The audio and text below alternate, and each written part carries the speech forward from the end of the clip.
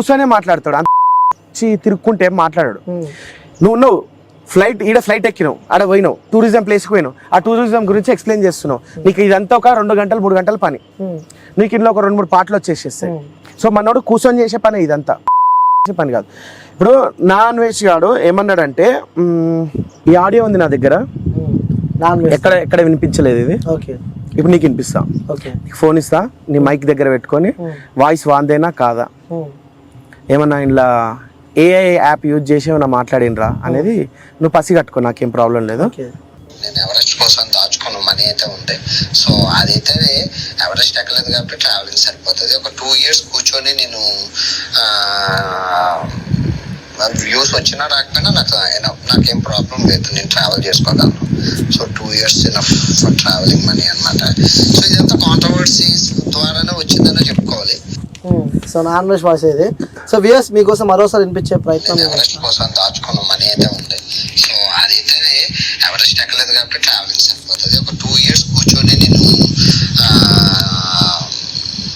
Views వచ్చినా రాకపోయినా నాకేం ప్రాబ్లం లేదు, నేను ట్రావెల్ చేసుకోగలను. So 2 years enough for travelling money అనమాట. సో ఇదంతా కాంట్రవర్సీస్ ద్వారానే వచ్చిందనే చెప్పుకోవాలి.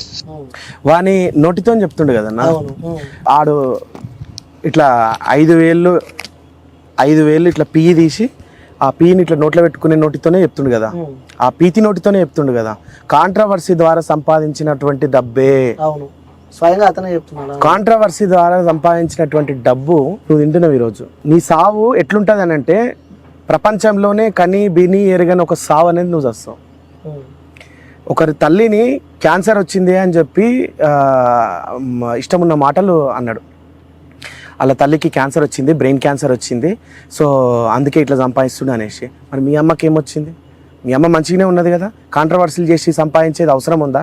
అంటే ఒకరిని కాంట్రవర్సీ అంటే ఏంటి అన్న, ఒకరిని కొట్టి సంపాదిస్తున్నా అన్నట్టే కదా. కాంట్రవర్సీ డెఫినేషన్ తెలుసుకోండి, గూగుల్కి వెళ్ళండి, దాని మీనింగ్ అనేది కొట్టండి, వచ్చేసేస్తుంది. క్లియర్ కట్గా ఆ పీతి నోటితోనే చెప్తుండే కదా, కాంట్రవర్సీ చేసి సంపాదిస్తున్నటువంటి సొమ్ము.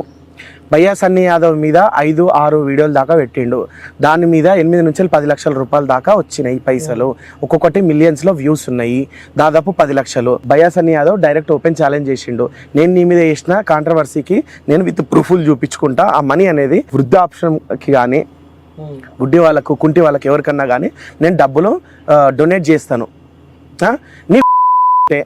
నువ్వు కూడా డొనేట్ చేయాల్సిందే అని చెప్పిండు. సో ఛాలెంజ్ యాక్సెప్ట్ చేస్తే చేయమని. కాంట్రవర్సీ మీద వచ్చిన డబ్బు నాకు వద్దురా బాబు, నేను అట్లా సంపాదించుకోలేని ప్రూవ్ చేసుకోవాలి అని అనుకుంటే వాయిస్ అయితే పెట్టేస్తాం. మరి నేను లేదురా బాబు, నేను కాంట్రవర్సీల ద్వారా సంపాదించలేదు, నేను కష్టపడి సంపాదించిన అంటే గనక ఈ కాంట్రవర్సీ మీద వచ్చిన డబ్బంతా డొనేట్ చేసేసి ఓపెన్ ఛాలెంజ్. మొన్న 301 డైరీస్ లో నువ్వు నా మీద 2 వీడియోలు పెట్టావు, దాని మీద నా మీద బతుకుతున్నావురా నువ్వు అని చెప్పిండు.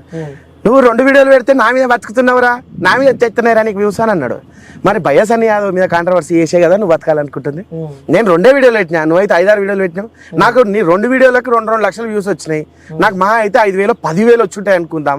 నీకైతే నీ దుబాయ్ యాడ్సెన్స్ 10 లక్షలు వచ్చినాయి కదా, కాదని చెప్పి రెవెన్యూ చూపిమని.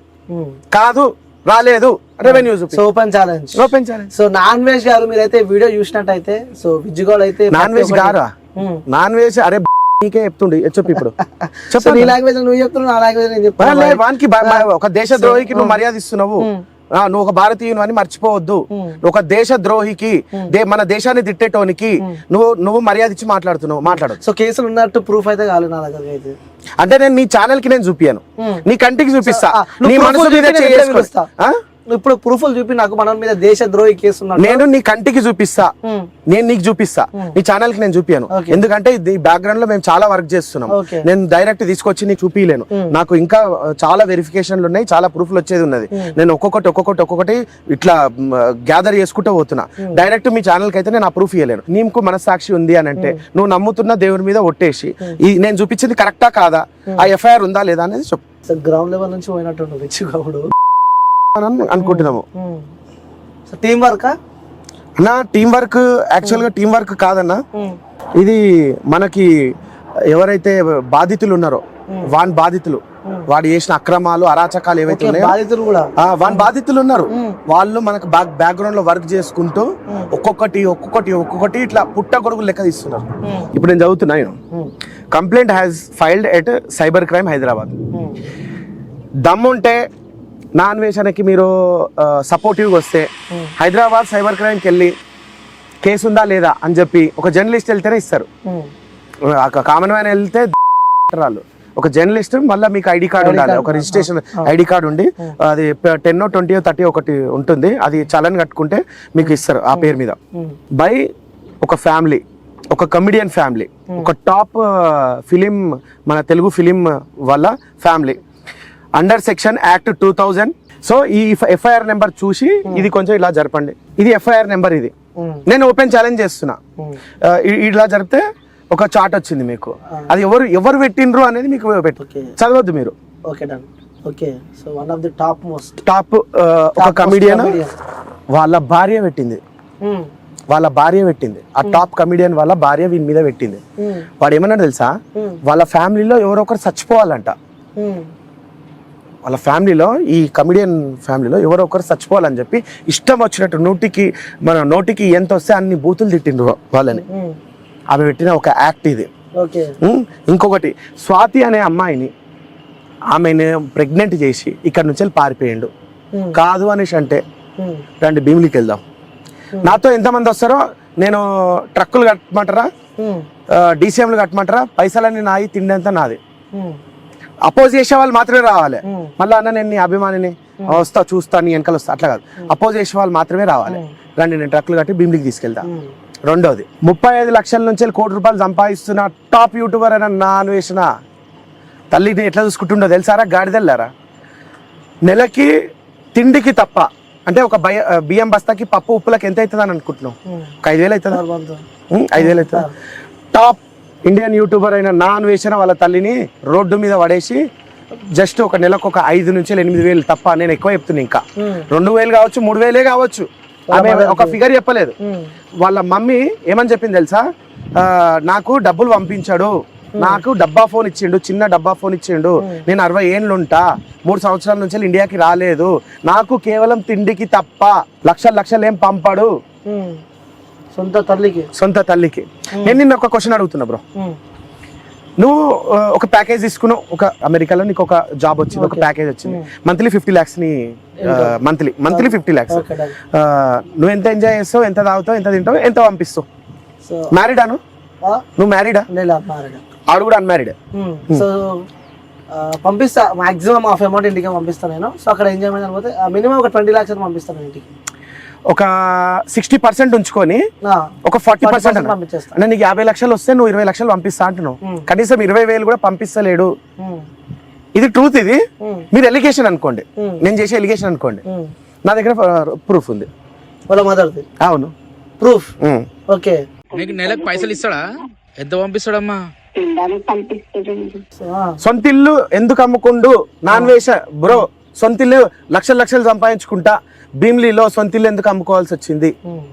ఎందుకంటే స్వాతి అనే అమ్మాయి కేసు పెట్టింది కదా ఈ ముండా కొడుకు మీద, ఆమె టార్చర్ తట్టుకోలేక ఆ కౌన్సిల్ కాల్ చేసి వేరే దగ్గరికి వెళ్ళిపోయాను. అదే భీమిలిలోనే ఉన్నారు, వేరే దగ్గరికి వెళ్ళిపోయాను.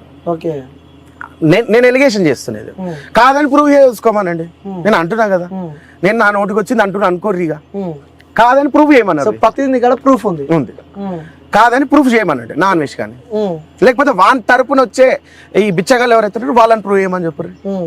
ఓకే, చాలా గట్టి ఫిక్స్ అయినట్టున్నారు అన్నవాడు భారతదేశాన్ని తిట్టినందుకు. ఇప్పుడు వాడు ఎక్కడున్నా సరే మన భారతదేశంలో పుట్టి అన్న మంచి మహనీయులే మన భారతదేశ గొప్పతనాన్ని గురించి బయటలో చెప్పిన. నీకు తెలుసా, మన ఇండియాలో పుట్టిన కొంతమంది యువత కొన్ని పెద్ద రంగాలలో సీఈఓలు ఉన్నారు. నీకైతే తెలుసు, నువ్వు చదువుకున్నా. మరి నువ్వు ఒక పిచ్చోని తిట్టేందుకు ఒక గొప్పని పొగడొచ్చు కదా. మన భారతదేశాన్ని, భరత భూమిని నువ్వు కించపరచాలని పిచ్చోని చూపించి మీరందరూ ఇట్లనే ఉంటారు అని అంటున్నావు. నేను కాదు, ఇగో ఇట్లా కూడా ఉన్నారు అని చెప్తున్నా. మరి నీకు అట్లా రావాలి కదా. హిందువు గుళ్ళంటే నాన్ వేషానికి ఎక్కడో కాలుతుంది. వాడు నాస్తికుడు. వాడు వాడు ఏ దేవుడిని నమ్ముతాడో నేను చెప్పాను. మన దేవుళ్ళు అంటే వానికి కుళ్ళు కుతంత్రం, వానికి ప్రూఫ్ చూపిమంటావు. సో ప్రతిదీ ప్రూఫ్ పెట్టుకున్నారు. నువ్వు హిందువా, ముస్లిమా, క్రిస్టియనా? నేను హిందూ. శివుని పూజిస్తారా? శివుడు సో ప్రతిదీ పూజిస్తాను. దేవుని గుళ్ళోకి పోతే లింగాన్ని పట్టుకోవాలనుకుంటే చెప్పులు వేసుకొని పట్టుకుంటావా? చెప్పులు ఇప్పి కాళ్ళు కడుక్కొని పోయి కట్టుకుంటావా? కాళ్ళు కడుక్కొని చెప్పులు ఇప్పి పోయి కడుక్కుంటారు. ఆఫ్ కోర్స్ అందరూ అది చేస్తారు కదా. ఓకే, ఒక్క స్క్రీన్ షాట్ చూపిస్తా ఖాళీ. నువ్వు చదువుకున్నావు కదా, మనస్సాక్షిగా నాకేం సపోర్ట్ చేయాల్సిన అవసరం లేదు. సపోర్ట్ నువ్వు చేయవు, ఎందుకంటే నువ్వు మధ్యవర్తిగా వచ్చినావు, నువ్వు ఒక జర్నలిస్ట్ కాబట్టి. ఇది ఏ మార్ఫింగ్ కాదా కూడా నాకు చెప్పాలి. నువ్వు నేను చెప్తా, 100% చెప్తా, వాస్తవాలు చెప్తాను. చూపి, మీ కెమెరామ్యాన్ కి కూడా చూపి. ఓకే, అది లింగమేనా? లింగమే. అది వీడియోలోకి స్క్రీన్ షాట్ కొట్టినలే. నువ్వు ఒకవేళ ఏ మార్ఫింగ్ అని అన్నావు అనుకో, నేను వీడియో చూపిస్తాను. ఈ గొల్లిగాడు, సో వ్యూయర్స్ చూడొచ్చు, ఈ గొల్లిగాడు నాకు పంపిస్తాను, మీకు స్క్రీన్ మీద వేస్తాడు అన్న. ఒకవేళ జూమ్ చేసేది ఉంటే జూమ్ చేయి. ఇల్లు ఈ వేస్ట్ నా చెత్తగాడు భారతదేశానికి వీని వల్ల రూపాయి ప్రాఫిట్ లేదు. వీడు సంపాదించే యాడ్సెన్స్ మొత్తం దుబాయ్ది. ఏమన్నా వాళ్ళ ట్యాక్స్ జీరో, అది కూడా చెప్తున్నా. వాళ్ళ ట్యాక్స్ జీరో, మన ట్యాక్స్ అనేది 18% 12% ఉంది. మనకు యూట్యూబ్ నుంచి వచ్చే రెవెన్యూకి 12% ఆల్రెడీ తీసుకొని వస్తుంది అనమాట. వీడు సంపాదించేది దుబాయ్ కాబట్టి మన ఇండియాకి వీడి వల్ల రూపాయి కూడా రావట్లేదు. ఓకే, వీడు చూసిండ్రు కదా, చెప్పులు వేసుకొని శివలింగాన్ని ముట్టుకున్నాడు. నేను హిందువులకు ఒకటే చెప్తున్నాను, వీడు జెన్యున్ కాదు బ్రో. నా దగ్గర అన్ని ప్రూఫ్లు ఉన్నాయి. నేను ఒక స్టాండ్ తీసుకున్నాను. నాకు సపోర్ట్ చేస్తేనేమో చేయండి, చేయకపోతే నేనేం బాధపడను. నేను సింగిల్గా కూడా కొట్లాడతా. వీడు పెద్ద తల్లిని అవమానించినటువంటి లుచ్చాగాడు. నీ డేట్ ఆఫ్ బర్త్ ఉంటుంది కదా, బర్త్. ఒక వ్యక్తి ఉన్నాడు, ఒక వ్యక్తి పుట్టిండు. వాడు ఏం సాధించిండో సాధించలేడో తెలియదు. వాడు పుట్టికని ఎవరో అవమానించారు. మీ అయ్యా మీ అమ్మని మంచిగా గట్టిగా తినవరాను అని అంటామా? ఎవరేమో బర్త్డే అయింది ఫ్రెండ్ది, కేక్ కటింగ్ పార్టీ నడుస్తుంది, అయ్యా మంచి పుట్టినావు అని అంటామా? వీడు డైరెక్ట్ చెప్పిండు, మా అయ్యా అమ్మలు ఆపుకోలేక మింగిలైతే నేను పుట్టానండి అని చెప్పిండు. మనకి ఎథిక్స్ లేవు. చెప్తారు ఎవరైనా? ఇప్పుడు బయటికి ఎట్లా పోట్రే అవుతుంది అది? వాళ్ళ అయ్యా వాళ్ళ అమ్మని ఆపుకోలేక చేస్తే నేను పుట్టాను అని చెప్పిండు. గౌరవం లేదు భారతదేశం మీద కానీ, భారత స్త్రీల మీద కానీ, భారత స్త్రీల దాకెందుకు సొంత తల్లి మీద కానీ గౌరవం లేదు. గౌరవం లేనటువంటి వ్యక్తి. అన్ని ప్రూఫ్లు ఉన్నాయి, అన్ని వీడియో రికార్డులు ఉన్నాయి, అన్ని వాయిస్ రికార్డులు ఉన్నాయి, అన్ని ఉన్నాయి. మన దేశాన్ని పొగడాలి అంటే ఏ కోణంలోనైనా పొగడొచ్చు. ఎందుకు పొగడలేం? అలాంటి దేశంలో పుట్టి నువ్వు శత్రువు దేశాన్ని పొగడాలంటే వాళ్ళ సంఖ కాదు కదా, వాళ్ళది లాలిపాప్ చేయి. నువ్వు వాళ్ళని పొగడే క్రమంలో నువ్వు ఇండియాని ఎట్లా కించపరుస్తావు? వన్ మీద సీరియస్ కేసులు ఉన్నాయన్న. స్టిల్ ఇప్పుడు నేను చెప్తున్నా కదా, ఈ ఇంటర్వ్యూ తర్వాత మన హిందూ దళాలు కూడా ఖచ్చితంగా కంప్లైంట్లు పెడతాయి. కంపల్సరీ ఇంకెక్కువ రియాక్ట్ అవుతాయి. ఇన్ని రోజుల నుంచి ఇదంతా కామెడీ అనుకుంటారా? ఫోన్లే వాందే మనకెందుకు అనేసి సీరియస్ తీసుకునే వాళ్ళు చాలా మంది ఉన్నారు. సీరియస్ తీసుకునే వాళ్ళు చాలా మంది ఉన్నారు. అన్నీ అవుతాయి. ఇండియాకి రాడు, కనెక్టింగ్ ఫ్లైట్లు వేసుకుంటాడు. ఇది ఒక పెద్ద బాంబ్ బ్లాస్టింగ్. సారీ అన్న, ఇది ఒక పెద్ద బాంబ్ బ్లాస్టింగ్ చెప్తున్నా నేను. ఒకవేళ వాళ్ళ తల్లిని వాళ్ళ ఫ్యామిలీని కలవాలనుకుంటా అనుకో, నేపాల్లో కలుస్తాడు, నేపాల్ ప్రూఫ్ ఉంది. బ్యాంకాక్ లో కలుస్తాడు, ప్రూఫ్ ఉంది. ఇండియాలో ఎందుకు కలవాడు? 60 ఏళ్ళ ముసలామెకు తమ్మునికి తండ్రి ఉండలేదు, నాకు తెలియదు, నేను ఆమెను అడగలేదు. వాళ్ళకి ఫ్లైట్లు వేసి నేపాల్లో వెళ్ళడం, ఇండియాకి వచ్చి కలవచ్చు కదా. కనెక్టింగ్ ఫ్లైట్లు వేసుకోవాలి. ఫర్ ఎగ్జాంపుల్ వీడి అమెరికా నుంచి వెళ్ళి ఇటు చైనాకి రావాలనుకో, కనెక్టింగ్ ఫ్లైట్ అక్కడ. ఇప్పుడు ఆపరేషన్ లేకుండానే మోకాళ్లకు ప్లాస్మా ట్రీట్మెంట్, మీ ఆర్థోపెటిక్ సమస్యలన్నిటికీ రోబోటిక్ టెక్నాలజీ ద్వారా తక్కువ ఖర్చుతో శాశ్వత పరిష్కారం, ఫ్రీ కన్సల్టేషన్, ప్రతి ట్రీట్మెంట్ పై 20% డిస్కౌంట్. ఈ ఆఫర్ కొద్ది రోజులు మాత్రమే, త్వరపడండి. V9 hospitals 9281465842.